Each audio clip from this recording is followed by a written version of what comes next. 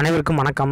இன்றைக்கி நம்ம இந்த வீடியோவில் என்ன பார்க்க போகிறோம் அப்படின்னா, டிஎன்பிஎஸ்சி சமீபத்தில் நடத்தின அசிஸ்டன்ட் ஜெயிலர் எக்ஸாம் கேட்கப்பட்ட நடப்பு நிகழ்வுகள் தான் பார்க்க போகிறோம். இது வந்து 2 கட்டமாக நடந்துச்சு. காலையில் ஒரு எக்ஸாம், மதியானம் ஒரு எக்ஸாம் நடந்துச்சு. ஸோ இதில் வந்து அதிகமாக கரண்ட் அஃபேர்ஸ் வந்து கேட்டிருக்காங்க. இந்த கரண்ட் அஃபேர்ஸ் எதுக்கு பார்க்குறோம் அப்படின்னா, வரப்போகிற உங்களுக்கு கோஆப்ரேட்டிவ் எக்ஸாமில் இதுலேருந்து ஒரு கரண்ட் அஃபேர் ரிப்பீட் ஆகலாம், அல்லது இந்த இதில் வந்து எப்படிலாம் கரண்ட் அஃபேர் கேட்டிருக்காங்க அப்படின்னு சொல்லி நம்ம வந்து பார்த்துக்கலாம். இந்த கரண்ட் அஃபேர் பொறுத்த வரைக்கும் நீங்கள் நம்ம கரண்ட் அஃபேர், அதாவது நவம்பர் 16லேருந்து நம்ம வந்து ப்ரீஃபாக வந்து கரண்ட் அஃபேர் கொடுத்துருக்குறோம். ஸோ அந்த கரண்ட் அஃபேர் நீங்கள் பார்த்தாலே இதில் வந்து பாதிக்கு மேலே வந்து கொஸ்டின் உங்களால் போட முடியும். ஓகேங்களா? அந்த மாதிரி தான் கேட்டிருக்காங்க. எப்படிலாம் நம்ம சொல்கிறோமோ, இப்போ ஒரு கரண்ட் அஃபேர் எடுத்தோம் அப்படின்னா, இப்போ G20 மாநாடு இருக்குன்னா G20 மாநாடு பற்றி எல்லாமே சொல்கிறோம் இல்லையா? ஸோ அந்த மாதிரி தான் இப்போ இந்த கொஸ்டின் வந்து கேட்டிருக்காங்க. ஓகேங்களா? மேக் பண்ணியிருக்காங்க. ஃபஸ்ட்டு வந்து பார்த்திங்க அப்படின்னா, எந்த வருடம் G20 அமைப்பு துவங்கப்பட்டுள்ளது? ஸோ G20 அமைப்பு வந்து எந்த வருடம் துவங்கப்பட்டுள்ளது அப்படின்னா 1999. இது சம்மந்தமான நடப்பு நிகழ்வு என்ன அப்படின்னா, G20 மாநாடு வந்து அர்ஜென்டினாவில் நடந்துச்சு. ஸோ அது கேட்காம என்ன பண்ணியிருக்காங்க அப்படின்னா, G20 மாநாடு எப்போ தொடங்கப்பட்டது அப்படின்னு சொல்லி கேட்டுக்கிறாங்க. ஸோ இந்த மாதிரி தான் கொஸ்டின்ஸ் வந்து மேக் பண்ணுவாங்க. அடுத்து, கிராமப்புற பெண்கள் மற்றும் குழந்தைகள் முன்னேற்ற திட்டத்தின் ஒரு பகுதி. இதெல்லாம் திட்டங்களில் சேரும். திட்டங்கள் வந்து கரண்ட் அஃபேர்ஸில் வராது, இருந்தாலும் திட்டங்கள் வந்து ரிப்பீட் ஆகிறதுக்கு சான்சஸ் இருக்குது. ஸோ அதனால் நான் திட்டங்கள் கொடுத்துருக்கேன். ஸோ அதாவது development of women and children in rural areas, அதாவது DWCRA அப்படிங்கிறது. இதோட ஒரு பகுதி தான் இந்த இன்டகிரேட்டட் ரூரல் டெவலப்மெண்ட் ப்ரோக்ராம் அப்படிங்கிறது, அதாவது ஒருங்கிணைந்த கிராமப்புற மேம்பாட்டு திட்டம். ஓரினச் சேர்க்கை என்பது இந்திய தண்டனை சட்டம் டேஸின் படி கிரிமினல் குற்றமாகிறது. ஸோ ஓரினச் சேர்க்கை என்பது இந்திய தண்டனை சட்டம் டேஸின் படி கிரிமினல் குற்றமாகிறது அப்படின்னா 377. ஸோ இதெல்லாம் நமக்கு தெரியும். நவம்பர் 2018 31 செயற்கைக்கோளுடன் ஏவப்பட்ட இந்தியாவின் PSLV C-43 ராக்கெட்டின் ஆயுட்காலம் எவ்வளவு? ஸோ நவம்பர் 2018 31 செயற்கைக்கோளுடன் ஏவப்பட்ட இந்தியாவின் PSLV C-43 ராக்கெட்டின் ஆயுட்காலம் எவ்வளவு அப்படின்னா 5 ஆண்டுகள். போக்சோ எனப்படுவது. போக்சோ அப்படின்னா என்ன அப்படின்னு பார்த்தீங்கன்னா, protection of children from sexual offence. இந்த இதெல்லாம் நம்ம வந்து சொல்லியிருக்கோம், எக்ஸ்பிளைன் பண்ணியிருக்கோம். ஓகேங்களா? பாலியல் குற்றங்களில் சிறார்களை பாதுகாத்தல் அப்படிங்கிறது. ஓகேங்களா? பாலியல் குற்றங்களிலிருந்து சிறார்களை பாதுகாத்தல், அதாவது protection of children from sexual offence. எந்த ஆகாய விமானம் ஜகார்த்தா துறைமுகத்தில் அக்டோபர் 29, 2018 கடலில் விழுந்து மூழ்கியது? ஸோ எந்த ஆகாய விமானம் ஜகார்த்தா துறைமுகத்தில் அக்டோபர் 29, 2018 கடலில் விழுந்து மூழ்கியது அப்படின்னா Lion Airlines JT610. So Lion Airlines JT610. Amarnath யாத்திரை செல்வோர் முன்கூட்டியே எங்கு பதிவு செய்து அனுமதி பெற வேண்டும்?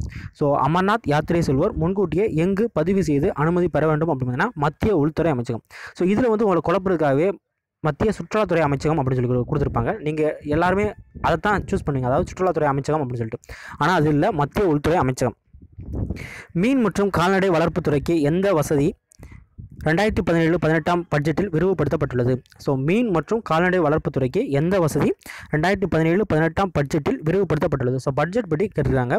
இது அப்படின்னா Kisan credit card. So Kisan credit card. எந்த வருடம் இந்தியா பிரிக்ஸ் அமைப்பின் தலைமை பொறுப்பை ஏற்றது? ஸோ எந்த வருடம் இந்தியா பிரிக்ஸ் அமைப்பின் தலைமை பொறுப்பை ஏற்றது அப்படின்னா 2016. எந்த இடங்களை இணைக்கக்கூடிய ஜொஜிலா மலைகளுக்கு இடையே வழிபாதை திட்டத்தை பாரத பிரதமர் தொடங்கி வைத்தார்? ஸோ எந்த இடங்களை இணைக்கக்கூடிய சொஜிலா மலைகளுக்கு இடையே வழிபாதை திட்டத்தை பாரத பிரதமர் தொடங்கி வைத்தார் அப்படின்னா Srinagar Kargil leg. So Srinagar Kargil leg. 2018 ஆண்டு டிசம்பரில் மத்திய நீர்வள ஆணையத்தின் தலைவராக இருந்தவர் யார்? ஸோ 2018 ஆண்டு டிசம்பரில் மத்திய நீர்வள ஆணையத்தின் தலைவராக இருந்தவர் யார் அப்படின்னா மசூத் உசைன். இதில் பெரும்பாலான கொஷின்ஸ் வந்து நம்ம சொன்ன கொஷின்ஸ் நிறையா வந்து இருக்கும். அடுத்து தமிழக அரசு அடுத்து 12வது, இந்திய அரசு தமிழகத்தில் எத்தனை நகரங்களை ஸ்மார்ட் சிட்டி மிஷன் திட்டத்திற்கு தேர்வு செய்தது? ஸோ இந்திய அரசு தமிழகத்தில் எத்தனை நகரங்களை ஸ்மார்ட் சிட்டி மிஷன் திட்டத்திற்கு தேர்வு செய்தது அப்படின்னா 4. ஓகேங்களா? அடுத்து, தமிழக அரசு இரட்டைமலை சீனிவாசன் பிறந்தநாளை கொண்டாடிய தினம்.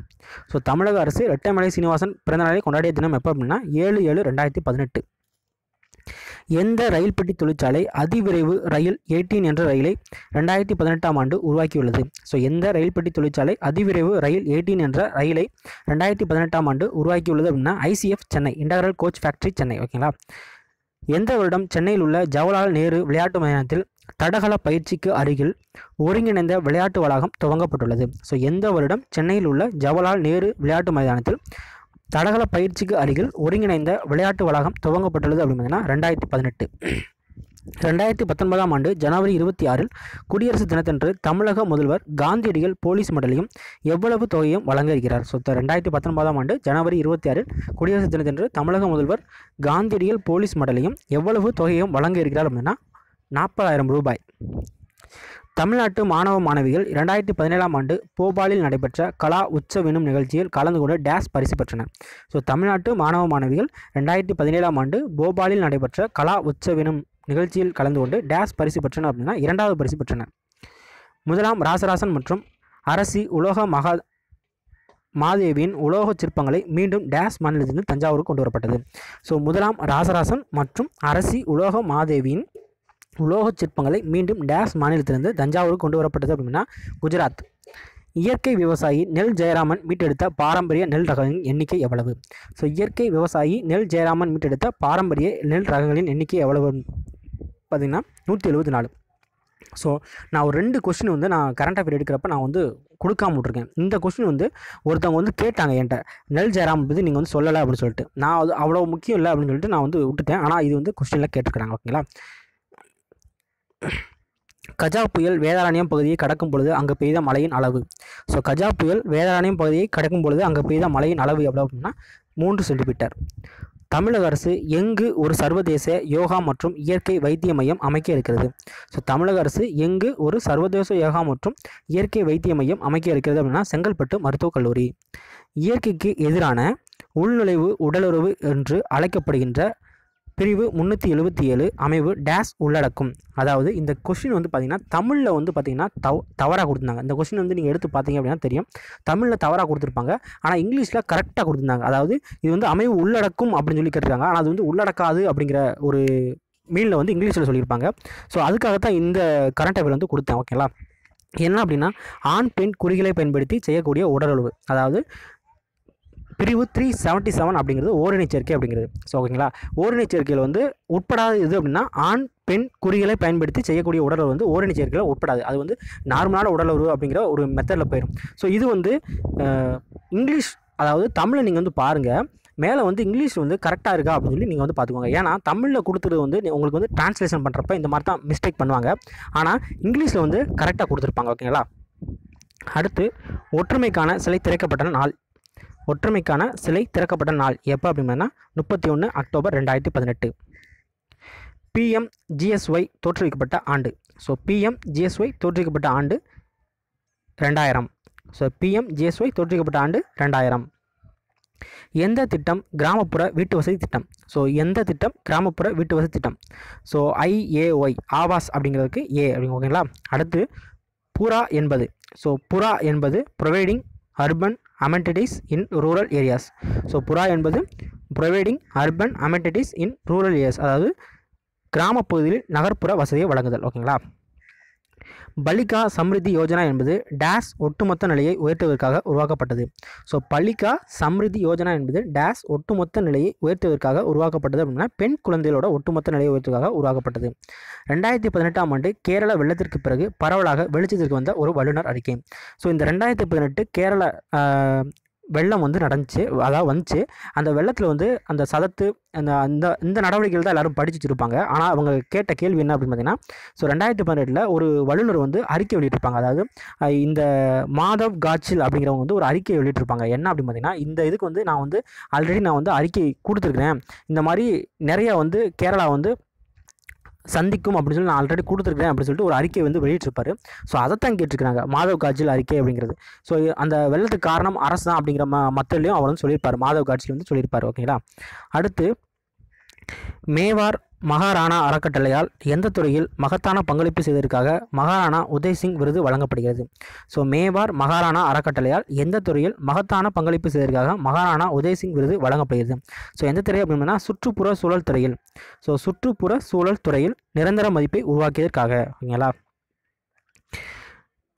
எந்த நாட்டில் பிரதமர் 900 மெகாவாட் அருண் 3 ஹைட்ரோ எலக்ட்ரிக் ஆற்றல் திட்டத்திற்கு அடிக்கல் நாட்டினார்? ஸோ எந்த நாட்டில் பாரத பிரதமர் 900 மெகாவாட் அருண் 3 ஹைட்ரோ எலக்ட்ரிக் ஆற்றல் திட்டத்திற்கு அடிக்கல் நாட்டினார் அப்படின்னா நேபாளம். மே 24, 25, 2018 அன்று புதுடெல்லியில் நெதர்லாந்து பிரதமர் எந்த திட்டத்தை தொடங்கி வைத்தார்? ஸோ மே 24, 25, 2018 அன்று புதுடெல்லியில் நெதர்லாந்து பிரதமர் எந்த திட்டத்தை தொடங்கி வைத்தார் அப்படின்னா தூய்மையான காற்று இந்திய துவக்கம், அதாவது கிளீன் ஏர் இந்தியா இனிஷியேட்டிவ். பாகிஸ்தானில் உள்ள கர்தார்பூரின் ஆன்மீக முக்கியத்துவம் என்ன? ஸோ ரெண்டாவது நான் வந்து 2 கொஸ்டின் வந்து நான் வந்து விட்டுட்டேன் அப்படின்னு சொன்னேன் இல்லையா, அதில் ரெண்டாவது ஒன்று என்ன அப்படின்னா இந்த பாகிஸ்தானில் உள்ள கர்தார்பூரின் ஆன்மீக முக்கியத்துவம். இது வந்து நான் பேப்பர் கட்டிங்லாம் நான் வந்து போட்டிருந்தேன், ஆனால் நான் வந்து கொஸ்டின் வந்து மேக் பண்ணாமல் விட்டேன். ஓகேங்களா. சீக்கிய குரு நானக் தன்னுடைய கடைசி காலத்தில் அங்கு வாழ்ந்தார். ஸோ சீக்கிய குரு நானக் தன்னுடைய கடைசி காலத்தில் அங்கு வாழ்ந்தார். ஸோ இந்த 2 கொஸ்டின் மட்டும்தான் எனக்கு தெரிஞ்சு நான் வந்து விட்ட ஒரு கொஸ்டினாக இருக்கும். மற்ற எல்லா கொஸ்டினுமே நம்ம மேக்ஸிமம் வந்து பார்த்திங்கன்னா நான் வந்து கொடுத்துருப்பேன். ஓகேங்களா. அடுத்து சர்தார் வல்லபாய் படேலின் சிலைக்கும் சர்தார் சரோவர் அணைக்கட்டிற்கும் இடையே உள்ள தூரம் என்ன? ஸோ சர்தார் வல்லபாய் படேலின் சிலைக்கும் சர்தார் சரோவர் அணைக்கட்டிற்கும் இடையே உள்ள தூரம் என்ன அப்படின்னா 3.2 கிலோமீட்டர். ஸ்டெர்லைட் ஆலை பிரச்சனையை ஆராய்வதற்கும் அறிக்கை சமர்ப்பிப்பதற்கும் தேசிய பசுமை தீர்ப்பாயத்தினால் நியமிக்கப்பட்ட நீதிபதி யார்? ஸ்டெர்லைட் ஆலை பிரச்சனையை ஆராய்வதற்கும் அறிக்கை சமர்ப்பிப்பதற்கும் தேசிய பசுமை தீர்ப்பாயத்தினால் நியமிக்கப்பட்ட நீதிபதி யார் அப்படின்னா நீதிபதி தருண் அகர்வால். தமிழக அரசு 2018ஆம் ஆண்டை தமிழக பொன்விழா ஆண்டு என ஜனவரி 14ஆம் நாளை டேஷ் நினைவு கூறும் விதமாக அனுசரிக்கிறது. ஸோ தமிழக அரசு 2018ஆம் ஆண்டை தமிழக பொன்விழா ஆண்டு என ஜனவரி 14ஆம் நாளை டேஷ் நினைவு கூறும் விதமாக அனுசரிக்கிறது அப்படின்னா மாநிலத்தின் பெயரை தமிழ்நாடு என்று மாற்றியமைத்ததற்காக. சென்னையை தொடர்ந்து வேறு எந்த நகரில் தமிழக அரசு மெட்ரோ ரயில் திட்டத்தினை தொடங்க உள்ளது? ஸோ சென்னையை தொடர்ந்து வேறு எந்த நகரில் தமிழக அரசு மெட்ரோ ரயில் திட்டத்தினை தொடங்க உள்ளது அப்படின்னா கோயம்புத்தூர். 20/6/2018 அன்று தமிழக முதல்வர் ஔவையார் விருதினை யாருக்கு வழங்கினார்? ஸோ 20/6/2018 அன்று தமிழக முதல்வர் ஔவையார் விருதினை யாருக்கு வழங்கினார் அப்படின்னா சின்னப்பிள்ளை பெருமாள். தமிழக அரசு நிறுவியுள்ள காயகல்ப விருது டேஷ் துறையில் சிறந்த சேவை செய்ததற்காக வழங்குகிறது. ஸோ தமிழக அரசு நிறுவியுள்ள காயகல்ப விருது டேஷ் துறையில் சிறந்த சேவை செய்ததற்காக வழங்குகிறது அப்படின்னா மருத்துவம். ஸோ பொலிச்சலூர் அரசு ஆரம்ப சுகாதார நிலையத்துக்கு இந்த காயகல்ப விருது வந்து கொடுத்துருக்காங்க. தோட்டக்கலைத்துறை சென்னையில் எந்த இடத்தில் புதிய தோட்டம் ஒன்றை அமைத்துள்ளது? ஸோ தோட்டக்கலைத்துறை சென்னையில் எந்த இடத்தில் புதிய தோட்டம் ஒன்றை அமைத்துள்ளது அப்படின்னா மாதாவரம். 2018-2019 ஆண்டிற்கான பட்ஜெட்டில் தமிழ்நாடு அரசு இலங்கை தமிழ் அகதிகளுக்கு ஒதுக்கிய நிதி எவ்வளவு? ஸோ 2018-2019 ஆண்டிற்கான பட்ஜெட்டில் தமிழ்நாடு அரசு இலங்கை தமிழ் அகதிகளுக்கு ஒதுக்கிய நிதி எவ்வளவு அப்படின்னா ரூபாய் 109.42 கோடி. ஸ்வச் பாரத் மிஷன் திட்டம் எந்த பொது பணியுடன் தொடர்புடையது? ஸோ ஸ்வச் பாரத் மிஷன் திட்டம் எந்த பொது பணியுடன் தொடர்புடையது அப்படின்னா தனிநபர் வீடு கழிப்பிடம் கட்டுவது.